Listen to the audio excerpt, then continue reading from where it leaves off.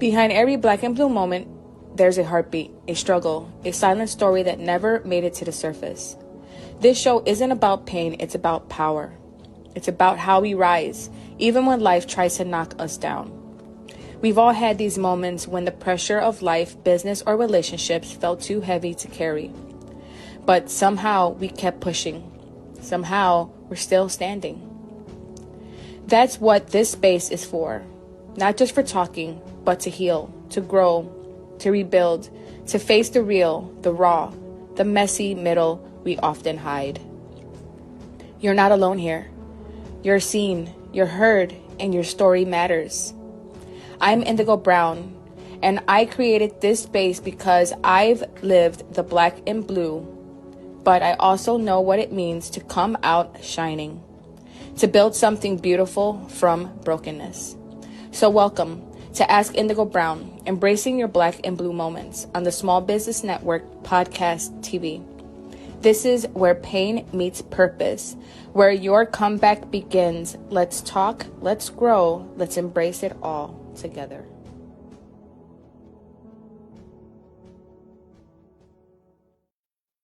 Hello, everyone. Thank you and welcome back for another episode of Ask Indigo Brown. And you're watching me embracing your black and blue moments on the Small Business Network podcast TV. Today's special guest is Raven Ray. Welcome back again to watching me and my new episodes every week. So please stay tuned and promise me you'll follow. Today's guest is someone whose journey and artistry truly embodies what it means to embrace the black and blue moments of life, transformation, forming, transforming them into something truly beautiful. Raven Ray is an electric recording artist, author, entrepreneur, and performer who has gratefully and gracefully bridged the gaps between the classics of contemporary sound. Born and raised in Cleveland, Ohio, her gift was nurtured through singing in the church and fine tunes in Cleveland School of Art and Columbia College of Chicago. Through her powerful musical projects like Borderline, Metaphorosis, I hope I'm saying this correctly. Metaphorosis, Believes in Life, and her latest discovery, Me. Along with her transformation memoir, Butterfly Language, Raven has opened doors for conversations about mental health, self love, and healing in our community. So I'm honored to have her today and being our guest for you all to enjoy what she has to say. So, how are you doing today, Miss Raven Ray? Hello, I am well. How are you, Indigo? I'm having a rough start today. Okay. It's been a long one. I'm telling you, it's been a long one, but we're here and we're making it happen. That's all that matters. Yes, that is all that matters. For sure. So, Raven, your music beautifully addresses mental health in the Black community. What inspired you to be so open and vulnerable in your first EP, Borderline? Thanks for asking. When I released Borderline, I was 19. In my mind, in my world, it was something that was needed. I wasn't really able to look around and see like in mainstream music or in underground music, people who are talking about mental health or any bad things that they were going through in their life or any situations like that. So it's like I, there weren't any albums that you could listen to where like the first line was, "I lost myself to depression and I don't know where I am." Like, that's like few and far between. So it was like, and I don't mean to laugh about it, but it's just like, you don't hear things like that when you listen to music. But it's like how relatable is that though for Yes. people who have a depression, anxiety, who experience these things on a regular basis but don't know how to talk about it. It's like that sole purpose of the album was like to let people know that there is a light no matter what you're going through. Yeah, it was just something that was needed. I feel like we definitely need more music that can relate to those that are struggling with mental health. I know for a lot of my younger years, I struggled with mental health. I probably still deal with it a little bit now, today, especially with, the things that I'm dealing with my health. So it helps to kind of have music that is very relatable, something that can kind of feed the soul, reach the soul, heal and talk to the spirit a bit. It Mhm. helps to have music that kind of helps us really think about life and put ourselves in a perspective that, we're not alone and other people do feel what we feel. And, they're finding ways to kind of release that and show ways of being open and vulnerable and free to be just them and the broken moments that they are.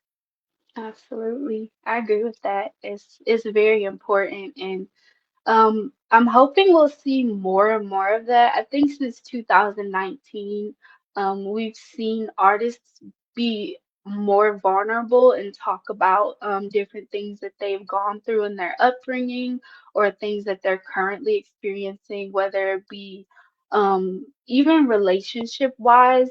I'm not seeing the music as low vibrational in a way that's like just talking about what somebody did to you. Like it's kind of talking about what they did to you, how you got through it, where you are now. Like I think the Yeah. whole, transformational process is important versus just like, saying people did this, people did that, and just like constantly being in a cycle of talking about that.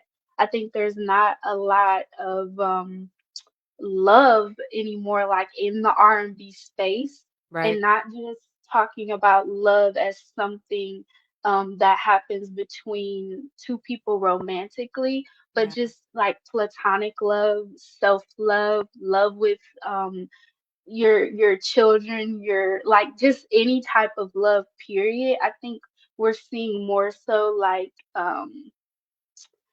I would say kind of just going backwards almost like you don't see men talking about it anymore. Like I Right. don't know, maybe I'm stuck in like what I loved the 90s R&B was. Like maybe I'm just back Very there. true. But like I hope we get back to that space where songs are more rooted and grounded in love, and I think it's important.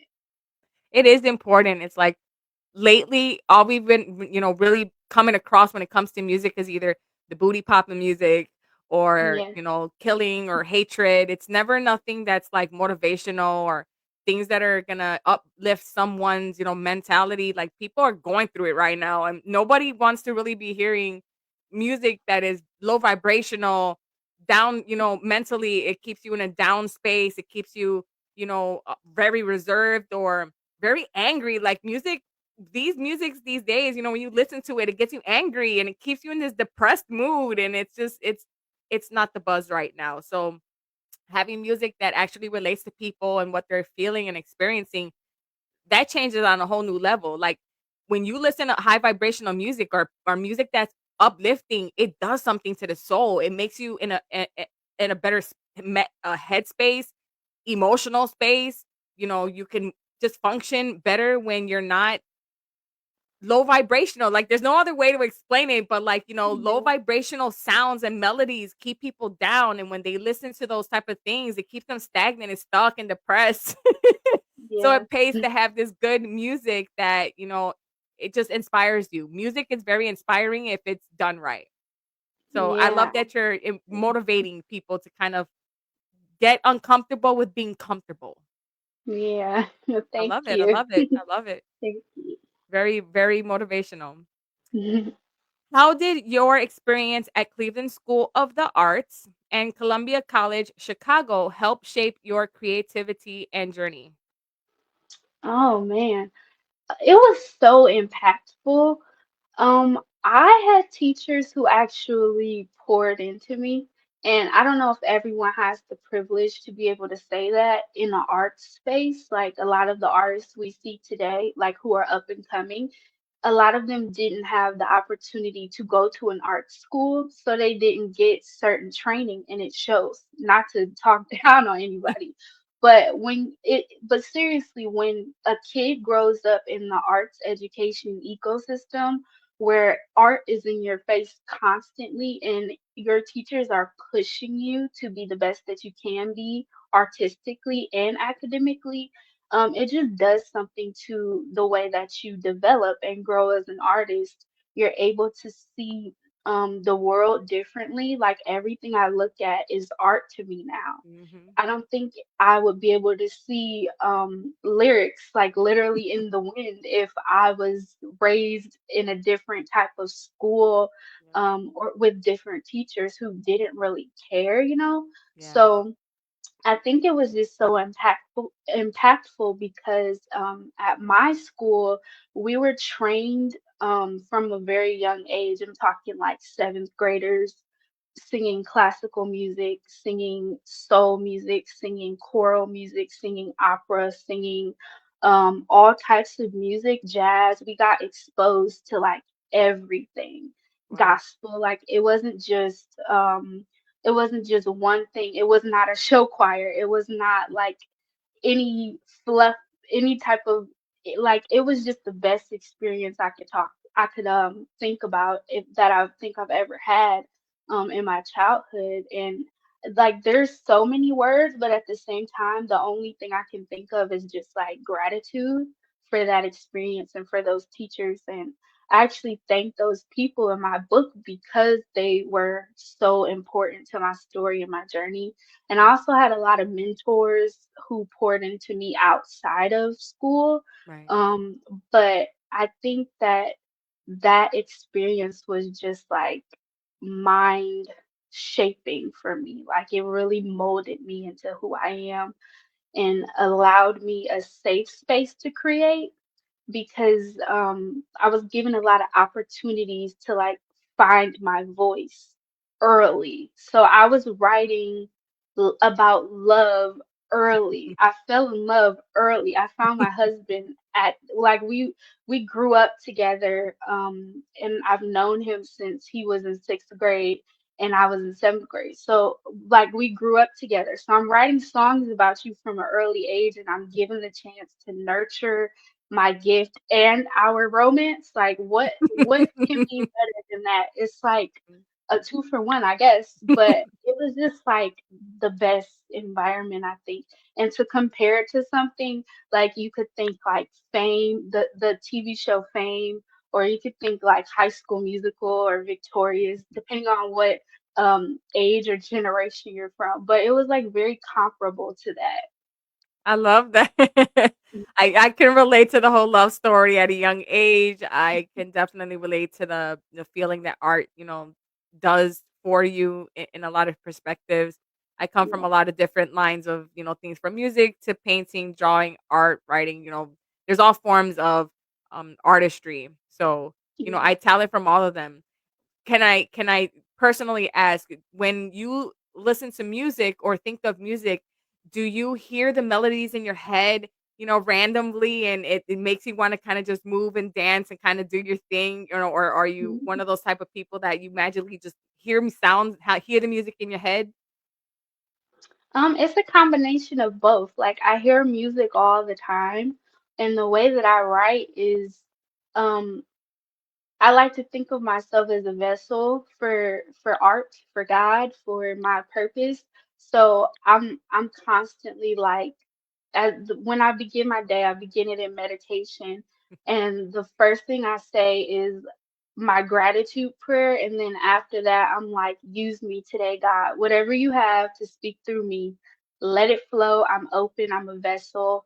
And then what comes with that though is you gotta be quick. So I can be in the shower minding my business and all of a sudden I get a song. So what do I have to do?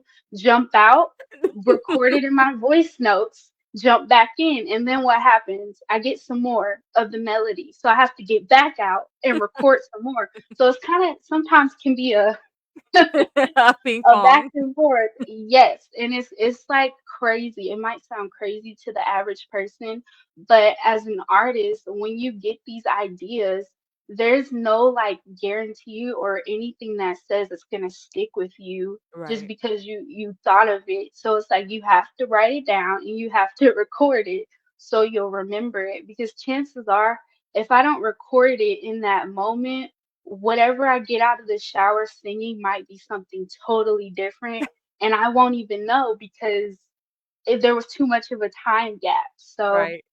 that's how that works sometimes. Or I might be out to dinner, or I might be with friends, and I'll be back. I gotta go. I gotta go work. you know, like sing this thing to myself so I don't forget it. But yeah, that's how that happens. Okay, okay. So I thought I was the only one that kind of does that weird stuff. I Yeah. tend to I get melodies in my head, or I get, sounds, or I get like an image and I have to, react to it Mhm. and jot it down before I forget. I'm constantly hearing Yeah. music in my head, and I love to dance a lot. So like when I hear the music, I want to move and I want to dance, and I'm very into like, the body language and stuff like that. So I thought I was the only one that does that. Yeah.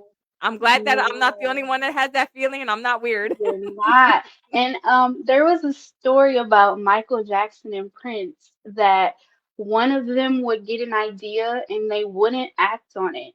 And the other one would get the same, they wouldn't have any contact or communication.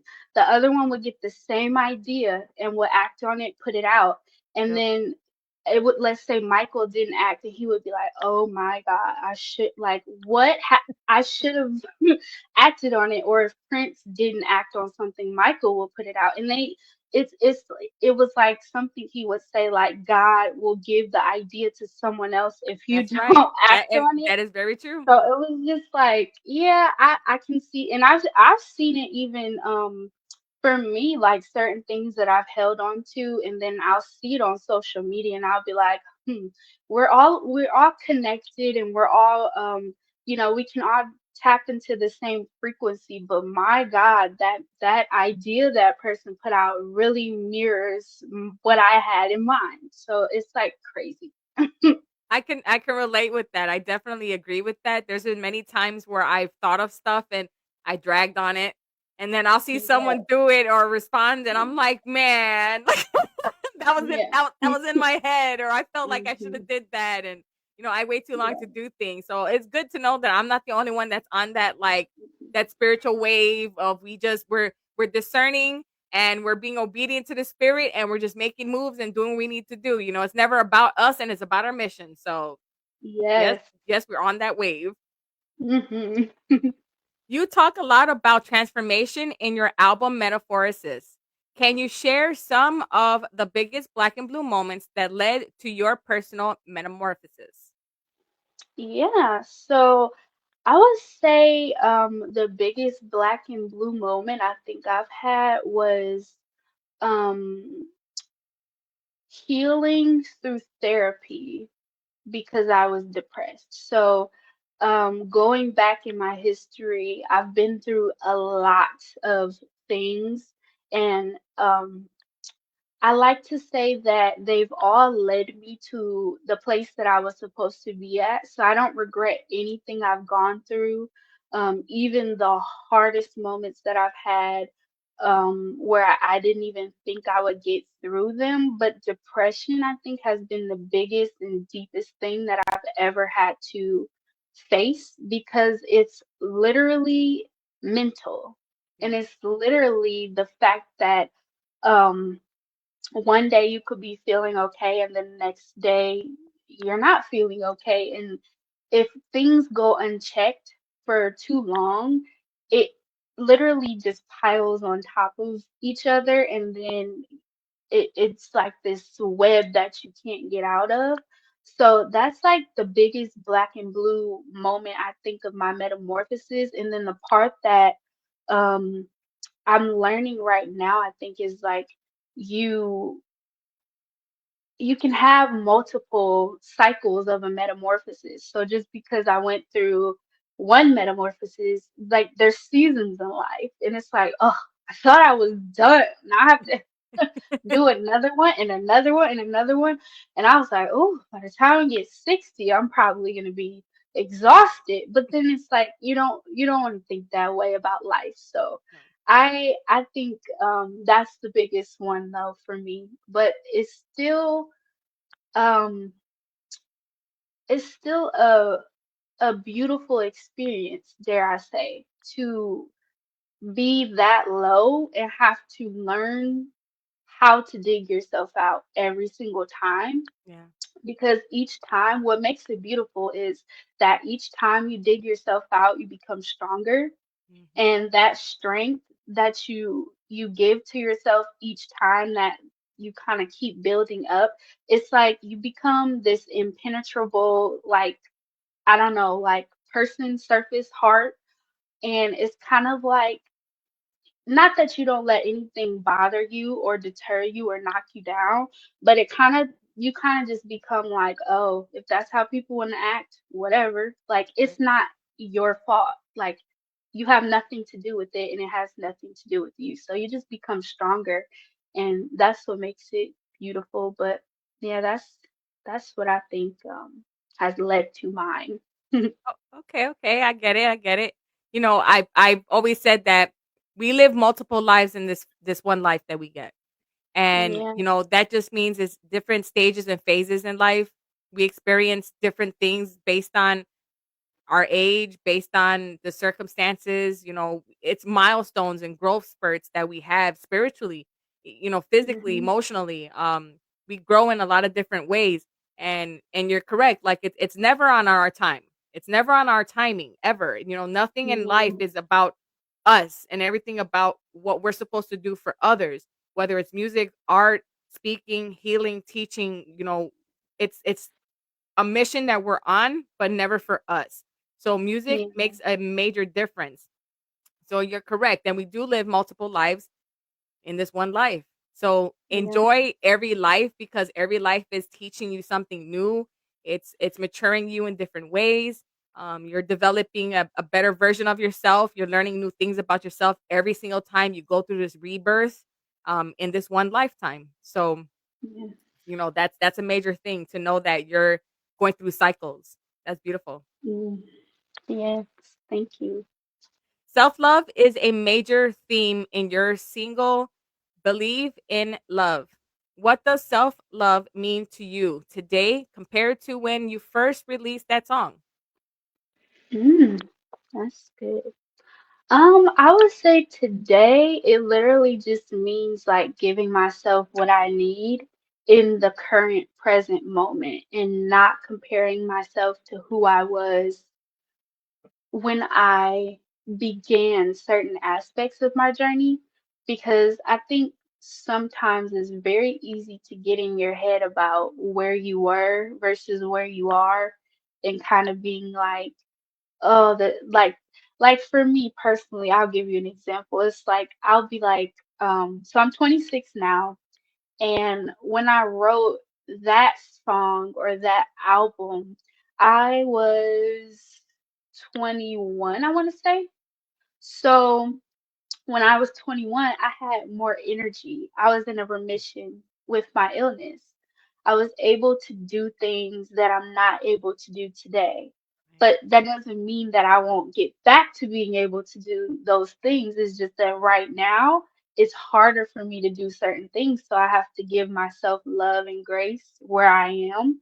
And also realize that I'm aging, I'm older. So it's like, of course, you don't have the energy of your 21-year-old self. Like it's things are different now. I'm married. It's like a whole a whole different person in a good way. So it's just like I have to give myself grace constantly and remind myself that like I'm still Raven, and that old Raven is gone forever.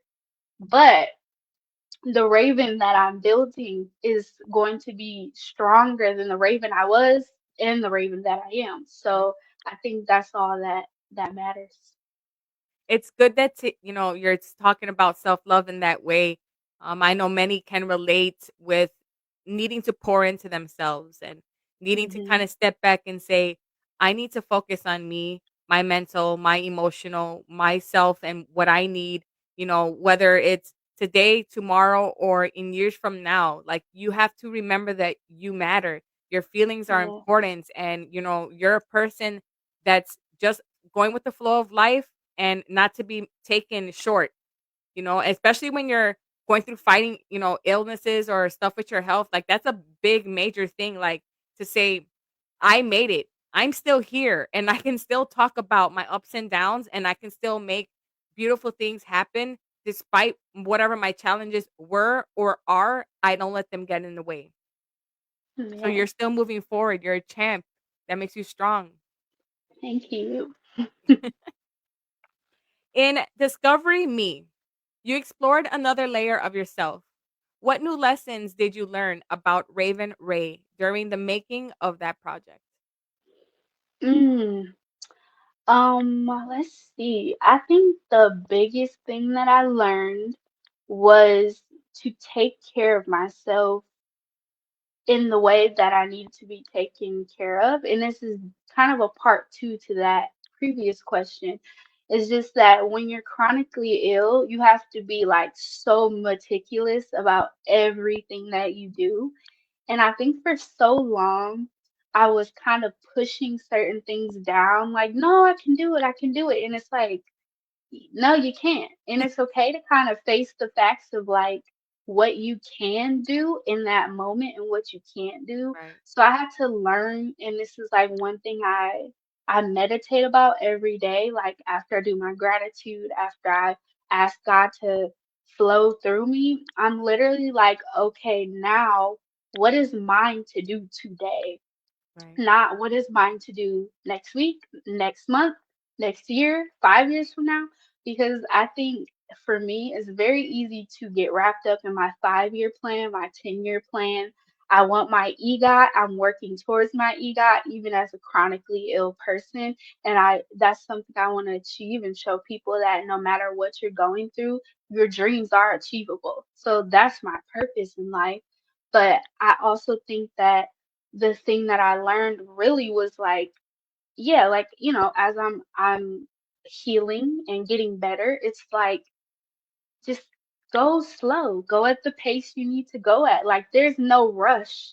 And that's that's one of the things that kind of is a double-edged sword once you start healing from trauma and Right. depression is like now that you don't want to die, you don't feel like you have a lot of time. So you're just like, I gotta hurry up and get what I need, get what I want. Like I have to hurry up because it's ticking. I have to have a baby now because it's ticking. And it's like it's like slow down because it's not meant to life is not meant to be like just like you're Yeah. meant to enjoy it. Yeah. So that's like a couple of the biggest lessons that I've learned.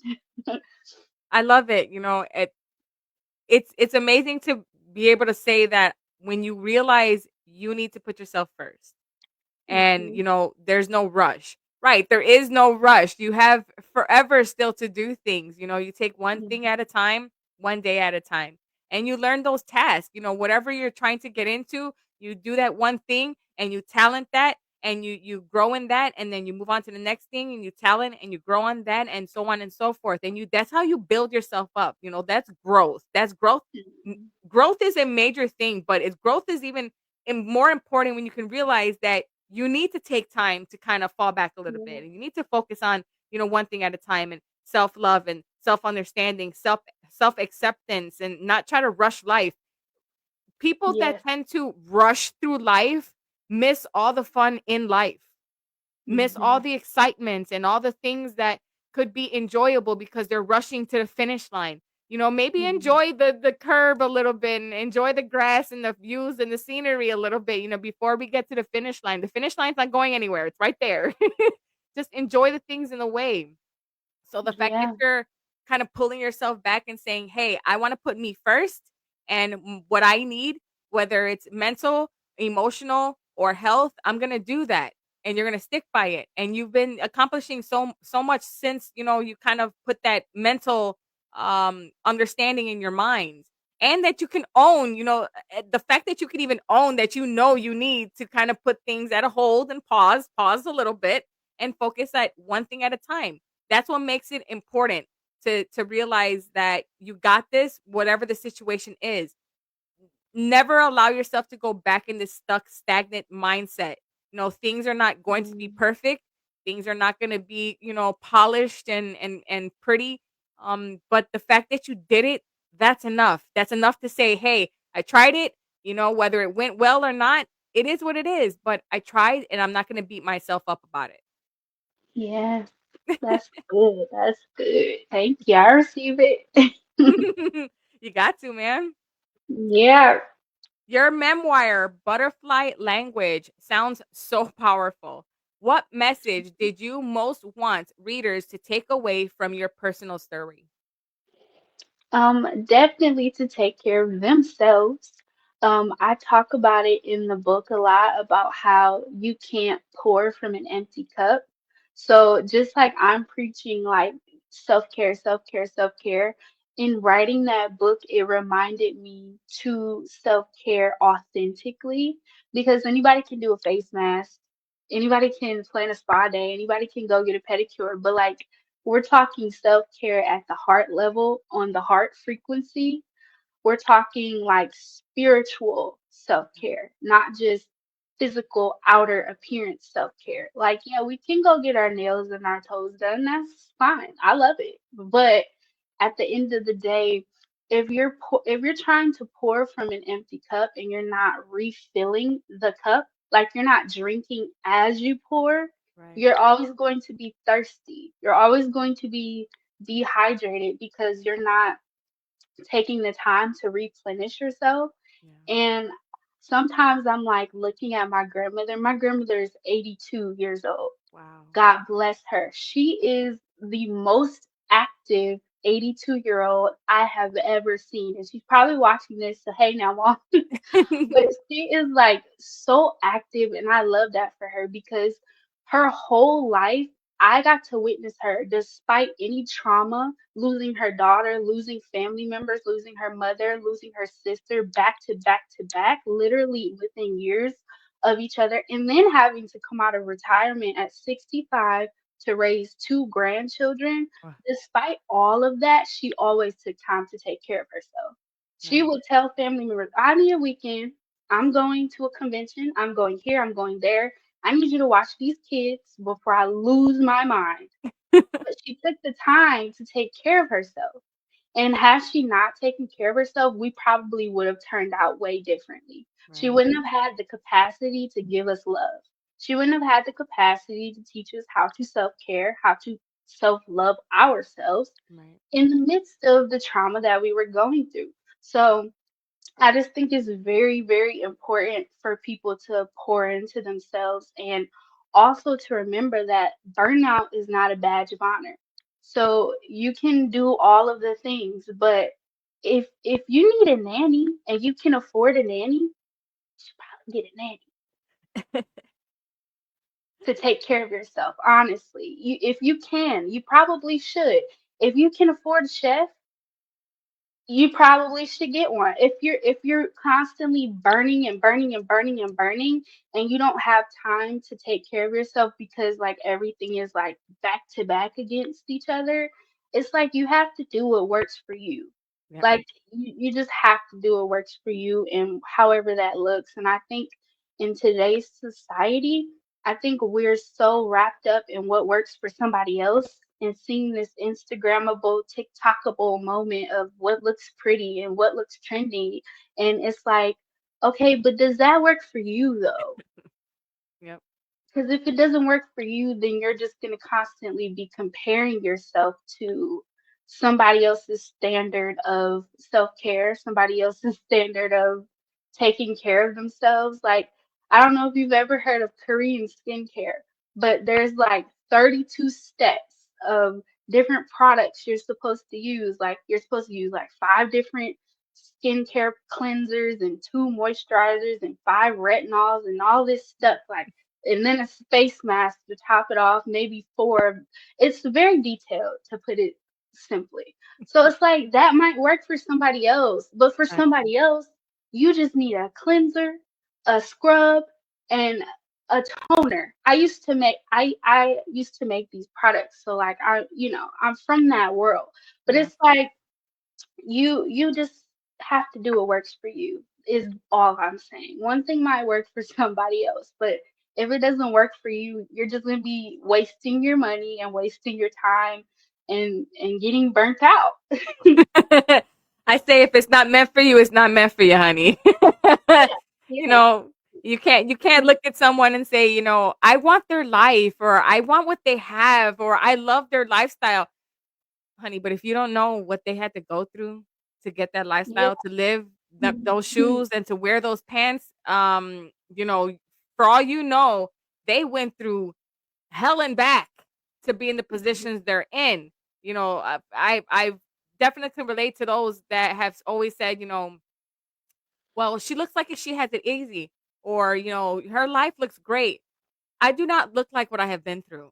I've been Yeah. through more things that I feel comfortable talking about, and it took a lot to be where I'm at, and I'm not satisfied where I'm at. I want more, so I will never be happy where I'm at. And it took a lot to get to where I'm at, and life has not been perfect. So for you to know that sometimes you need to take that step back and kind of say, hey, me first. Me first, above all, me first. And Yeah. it's beautiful to be able to talk about things that were uncomfortable or have been uncomfortable. And the big thing with self-care and depression is a big thing that people don't like to talk about. Yeah. It's not something that's easily talked about. It's not something somebody wants to talk about. And who wants to walk around and say, "Hey, I'm depressed. I need everyone to know I'm Hmm. depressed, and I'm not feeling the greatest, and I just want sympathy." A depressed person does not want sympathy. A real depressed person, you'll never know they're depressed. I was very Exactly. depressed for a majority of my life, and people didn't really know I was depressed, and I was very suicidal for a very, very long time. And a lot of the time it has nothing to do with you feeling sad or something's wrong. Sometimes it's just a chemical in the brain that makes you depressed. I was a very depressed person. I was very depressed with life, and it took a lot out of me to kind of like get myself out of this mental state of life sucked, life is over, life's not worth living, nothing's going right. It Yeah. was a more of a my mental versus, the reality of things. And yes, it wasn't the greatest, but the amount of things that were happening in life were not enough for me to had want, to do the worst to myself. It wasn't that serious, but in my mental it was. And so I struggled for a very long time. Health did not help that situation at all. So yet again, Hmm. I can understand where you're coming from when you're dealing with health takes a lot out of you. It beats you up. Hmm. It tears you down. It puts you in this mental state that feels like, gosh, is this forever? Is this what life's gonna look like? Like this is life. This is not life. I can't live like this. People will never understand for us that are survivors of whatever our health conditions are.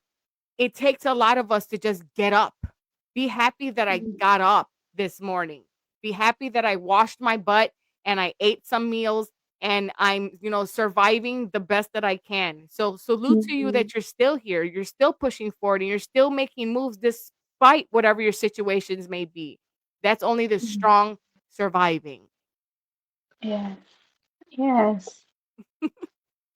How important is it, in your opinion, for Black artists to create spaces for mental health conversations through your work or through their work? Mm.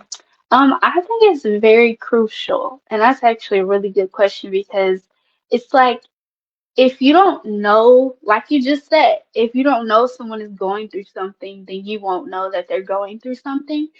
And I personally don't feel like it is necessarily something that everyone can do. Being vulnerable is not a an easy thing to do for everyone. For me, it was very easy. I think just because I had been dealing with it for so long And as soon as I got free, I was like, oh, I want to tell everybody what happened. I don't want to like hold this in any longer, especially because like this is an outlet for me and it's something to like just literally spill it and get it out of me. But for the people who are brave enough, who feel called, let me Right. say, because bravery is subjective. So let's say who feel called to be vulnerable. I think it's like something that they shouldn't ignore because it's literally that tiny voice knocking on your heart, like, tell it, go, tell it, because somebody needs to hear this. Somebody's getting healed from this. So I think it's very important. It helps to have, people like us that wanna tell our stories, Yeah. whatever they may be. It helps for those that feel like no one can relate to their issues, or to hear that someone else is going through similar situations, and they're talking very freely.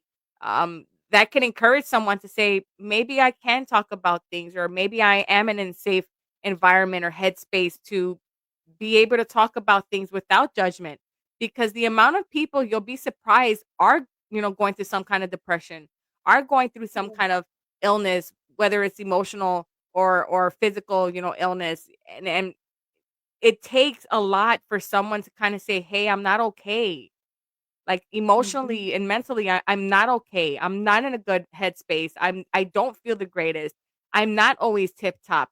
I walk around with a smile, but I'm not really smiling on the inside. Half the time, I'm crawling inside my body saying, I want this to be over with. But when you hear someone say it's a struggle, it's not been easy, but I find ways to make it important, and I find ways to motivate myself to want to keep moving forward despite how I may feel, or despite what the day's going to bring me. And a lot of the times it's hard for people to get up and say, I want to start the day. To hear, someone say, like yourself, I'm getting up, I'm making moves, I'm doing the necessary things for myself. And if all it requires is for you to just get up and, wipe your face and eat something small to say you're self-loving, then hey, that's good enough, As long as you're getting up and you're making the moves forward, that's progress. It's Yeah. progress. It's the little steps, it's the little breadcrumbs that get you to the bigger breadcrumbs, in the future. So, start somewhere small, like getting up and doing small little things, and work your way towards the big things until you feel that you're in a well enough space that you're good, you know? Yeah. So I just like that you offer cultures to be able to look and say that it's capable, it's able, and that there's no stigma that says just because you're black or brown, you're not allowed to talk about your hurting. You're not allowed to talk about where you are mentally and emotionally. It's like, we have to be strong. We can't show weakness, because if we show Mhm. weakness, then we're weak, and we're inferior. Well, no, like, we're not okay all the time. We're not perfect. We go through our issues, but we're still making it forward, and no one's gonna stop our forward movement. A lot of the time, not even us. Yeah. Very true. Very true. For someone who feels stuck in a black and blue moment season in their life, what encouragement would you give them? Mm. I would say they'll have to really listen to this answer because it's gonna sound a little off at first. But I would say you have to unstick yourself. If you're stuck, you have to unstick yourself. And by that, I mean that if you're in a hole, you have to stop digging, or you're gonna keep digging deeper into that hole. Some people are given a ladder to climb out, and some of us have to claw our way Mm. up out of that hole. And depending on which person you are, it might take you longer to get out of the hole, but that doesn't mean that you won't get out of the hole. And Right. if you've ever experienced depression, anxiety, or any other mental illness, then you'll be able to relate to that hole and knowing that, like, oh, I'm deep in there. Like, I'm and this is Mental Health Awareness Month, so this is like a very great time to be talking about this because um there are, like you said, there are a lot of people who are struggling and who are struggling silently. And for me personally, I was very similar to you. Like nobody knew I was depressed. I was joking about it. I thought I was giving all the signs, the signals of hello. Like I thought it was obvious, but it wasn't because I'm this bubbly, upbeat person. I Mhm. like to smile. I joke a lot. Like I'm a funny person, and I'm just like I'm that type of person. So to people who would see me every week, it would just be like, oh no, she's fine. Like there's nothing wrong with her, or not even question it because I mean, I guess how could you like Yeah. when you're constantly putting on a front? And I think something we do as people who struggle with mental illnesses, I think something that we do very well is we wear that mask Mhm. of disguising our emotions, disguising what we're actually going through. And that toughest part is it takes somebody on the outside usually to crack that shell a little bit to even get you to like go, oh, this joking about wanting to die and being depressed is not okay. Right. Like, it's not okay. Because when you're constantly in a cycle of doing it, and you might have some people in your circle who are enabling that behavior and they're joking right along with you because they're depressed also. Right. And it's like, that's not a good, circle of people to have, or, people who are like, they aren't encouraging that behavior, but it's just like it's just like bouncing off of each other. Like, oh, I'm depressed. Oh, you're depressed. I'm depressed too. Oh, and it's just like it's like a pinball going back and forth. So it's like you just have to. I'm gonna say you have to have a person crack the shell, but it usually takes somebody. Somebody has to usually be that force. And for me, it was my grandmother. We had this terrible blow up argument Ugh, when I was 19. We had this terrible argument, and she literally told me, like, you can go to therapy or you can get out, wow. like A or B. You can go to therapy or you can get out, or you can let this like ruin your life and take you out of here, or you can go get help so you can blossom into the young lady that I know you are, Right. Right. because I know you're not this person. And sometimes depression can make it seem like we're people that we're not. It makes you very angry. It makes you very um bitter. It makes you very upset about any and every little thing. Like, why aren't these dishes done? Like, this person must hate me because they didn't do the dishes. Right. It just makes you bitter about any and everything. And so, yeah, she was like, you can go to therapy, or I don't know, I have another option for you. What did I do? I went to therapy because Yeah. who's trying to be 19 and not having a bed to sleep in because you didn't want to listen to your parent? Right. So, and it was like a tough love situation, like you have to, and it's not to say she would put me on the street. She's not that type of woman.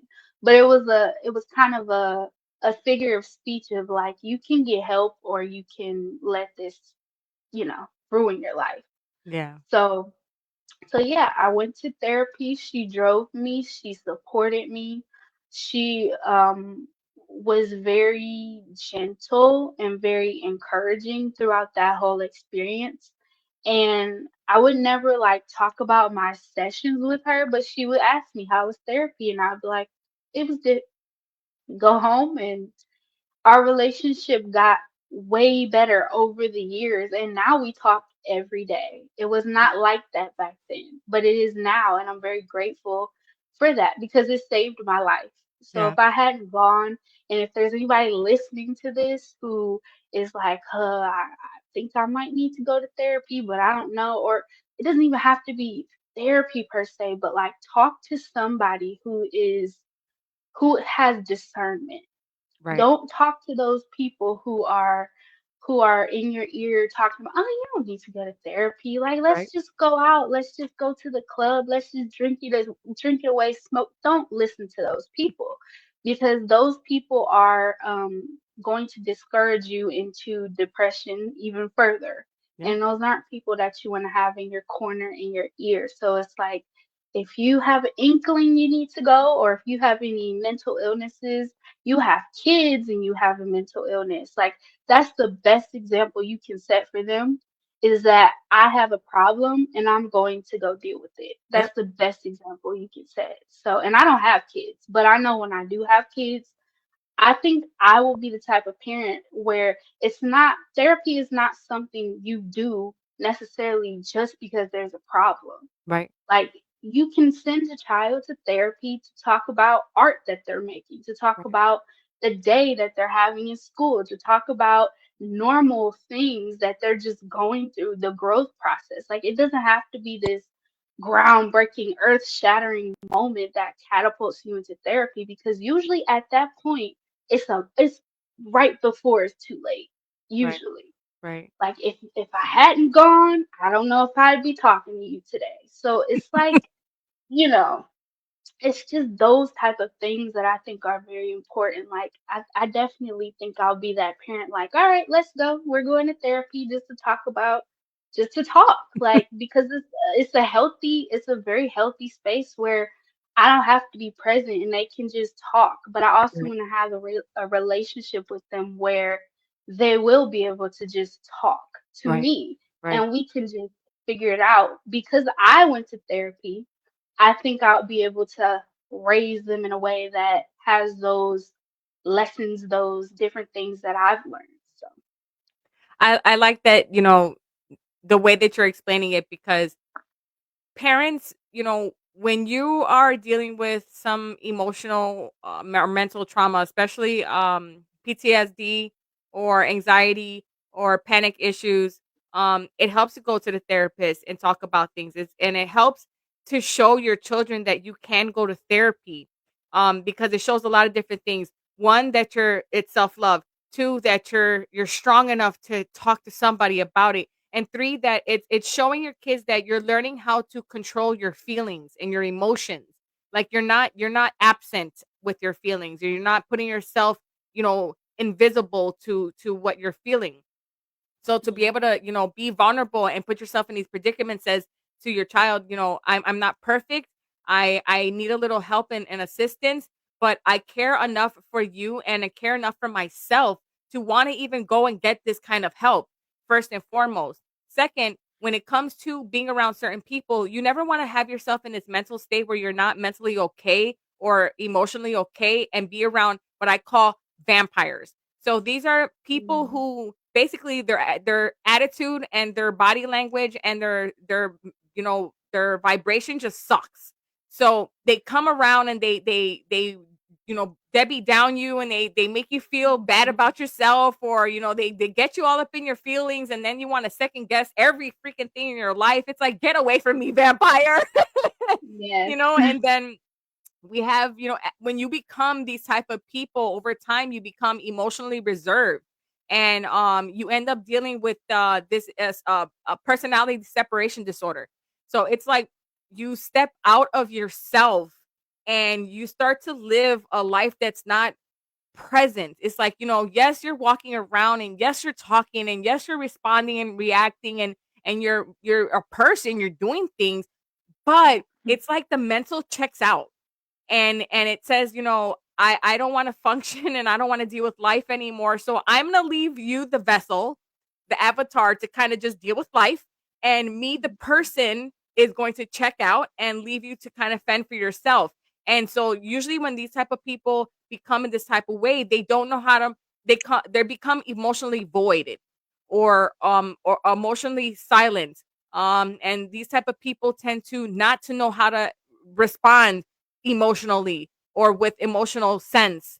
They don't know how to react to what they're feeling, or how they're even feeling, because they turn that feeling off. So, when they're going through things, they don't respond to it because they're checked out. They're not going to respond to it. They're not going to react to feelings because the feelings are not there anymore. So, it helps to get them mental help when you're beginning to realize, okay, I'm not responding the way I normally did. And a lot of the time, a person who's going through depression is going to trauma bond with someone else who's going with depression. Like, trauma looks for trauma, because trauma is not okay in its own reserved space. It needs a partner. So it's going to go and vampire and walk around everywhere and say, "Hey, are you trauma? I'm trauma. We're trauma. Okay, cool. We're gonna trauma together, and we're gonna bond, and we're just gonna become trauma partners. And we're best buds. You're gonna off yourself. I'm down behind you. Just pass it forward. Get away from those Mhm. people because they're not gonna help you mentally, physically, and emotionally. Yeah, and a lot Not of at the time, all. if it comes down to where you want to reserve, if you're feeling like you need to fall back and kind of isolate or hermit yourself, listen to that. Listen to that because that's discernment. That's your obedience and spirit saying, "Hey, I need you to kind of just fall back right now and kind of love on yourself a bit." So I love Yeah. that you hit all those things. Every single thing that you mentioned. That's right. That's right. The vampires and the trauma bonders and the emotional stagnant people and the emotional checked out. That all plays in a list of knowing when you need to kind of like realize you need help. Hmm. Yes. Okay, so we're almost out of time. I'm gonna hit you with your last question. What's next for Raven Ray? Any upcoming projects, performances, and new chapters we should be excited about? Yeah, so I'm currently working on my next album and some singles for the summer that I'm really excited about. Exploring new topics and kind of um, diving into more topics that explore womanhood and submission and the art of that. And I've already like said too much, but that's what it is. I already know. We don't want to spill too many beans until it's ready and it's Yeah. timed. Okay. As a creative entrepreneur, how do you balance your personal healing with the demands of building your brand and artistry? That's a good question. Um, I go back to one of those questions that I answered earlier. Like I do what I can, nothing less and nothing more. I think when you try to do too much, it comes back to haunt you because then there's just like a bunch of undone things. And so I'm one of those people who will um I think I'm notorious for like having notes in my phone. Like that's my thing. I have like probably thousands of notes in my phone for projects and concepts and songs and all of these different things across different industries. I'm an entrepreneur as well outside of arts. So I have like all of these ideas in both of these realms. So for me, it kind of gets tricky of like, okay, what is mine to do now? And what is mine to do later? So I'm like, okay, in the pandemic, I started a business. I made natural vegan soaps and body care items and um, all of these different things. And at a point, I had to take a step back from that business because I was neglecting my music career. Right. And then it was like, well, I can't balance both of these at the same time. So it's like, you got to make a choice of which one you want to do. And I was like, well, I'm picking my music because that's what speaks to me. And I believe that's what's mine to do right now. So it's like, that's like the biggest thing is what is mine to do and not looking left or right or backwards, but just looking at like the present moment of where I am and just staying focused on the things that I want to accomplish this year. Right. Let's make it through this year first. I love that. I love that. Yeah. So before we jump off of here, how can our guests and viewers that will either catch us now or catch us on the replay find you if they want to get a hold of you? Yeah, so everyone can follow me on Instagram at Raven Ray Official, and my YouTube is Raven Ray Sings. Cool. So you heard it from here and you heard it here first. You will be leaving your information in the comments after the show so that people can easily find you and be reachable. Yeah. Well, that's all we got right now, guys. Thank you for watching Ask Indigo Brown, embracing your black and blue moments on the Small Business Network podcast TV. Today we had Raven Ray, and she was embracing her black and blue moments. Please keep a lookout for our next episode coming soon. Bye, guys. Life isn't simple, and there's no handbook to guide us through it. But in the end, what truly matters is how we navigate the hard times, how we rise above. So let's shed the baggage, release the burdens, and break free from the labels that have kept us bound for far too long. It's time to let our souls breathe, to embrace freedom, and to live as we were meant to live.